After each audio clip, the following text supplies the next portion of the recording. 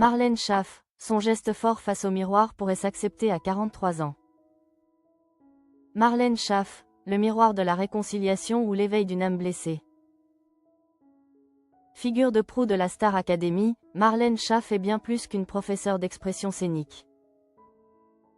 Derrière l'exigence technique et le charisme solaire de cette femme de 43 ans se cache une lutte intime, longue et douloureuse. Contre les démons de l'image de soi. Aujourd'hui, elle livre un témoignage bouleversant sur la fin d'une guerre qu'elle a menée contre son propre corps. Depuis 4 saisons, le public de TF1 admire sa franchise, son oreille absolue et sa capacité à transformer. De jeunes amateurs en bêtes de scène. Marlène Schaff possède ce don rare de lire l'âme des candidats à travers leurs cordes vocales. Mais ce regard laser, elle a mis des décennies à pouvoir le poser sur elle-même.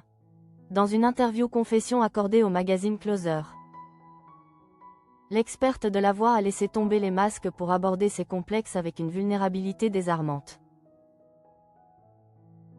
Je suis dans une phase de ma vie où je m'aime. C'est un travail de tous les jours, mais qu'est-ce que ça fait du bien? Confie-t-elle, une déclaration qui sonne comme une victoire tardive, après des années passées à s'ignorer, voire à se détester. Le récit de sa guérison commence par une anecdote aussi triviale que profonde. Grande adepte des road trips,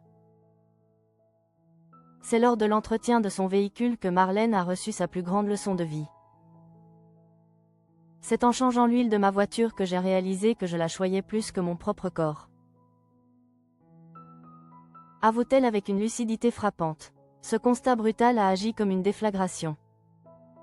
Le soir même, elle a choisi d'affronter son reflet, sans phare, sans vêtements, sans faux-semblants.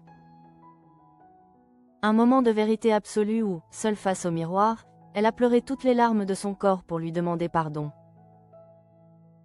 Ce pardon, nécessaire après des années de grossophobie subie et de honte intériorisée, a marqué le premier jour de sa nouvelle vie.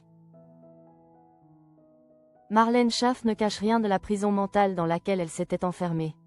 J'ai perdu du temps précieux à vouloir rentrer dans des fringues qui n'étaient pas à ma taille. Peu importe où j'allais, ces complexes étaient comme un éléphant dans la pièce, raconte-t-elle. Cette sensation d'encombrement, cette peur constante du regard de l'autre, elle l'a vécue comme un enfer.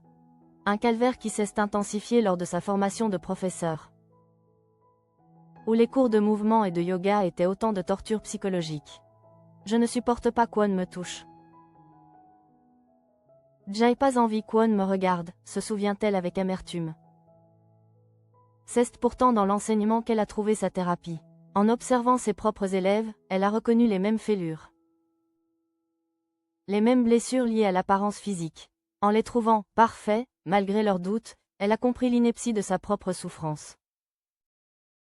Aujourd'hui, celle qui aide les académiciens à libérer leur voix s'attelle avant tout à libérer leur esprit.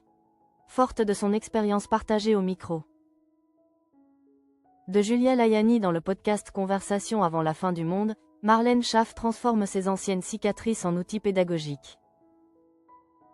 Elle n'enseigne plus seulement comment chanter juste ou comment occuper l'espace, elle enseigne comment habiter son corps sans s'en excuser.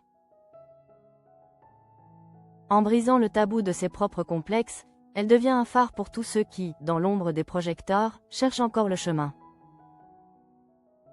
de la paix intérieure. Marlène Schaff ne se contente plus de briller sur scène, elle aide chacun à s'aimer assez pour oser, enfin, exister pleinement.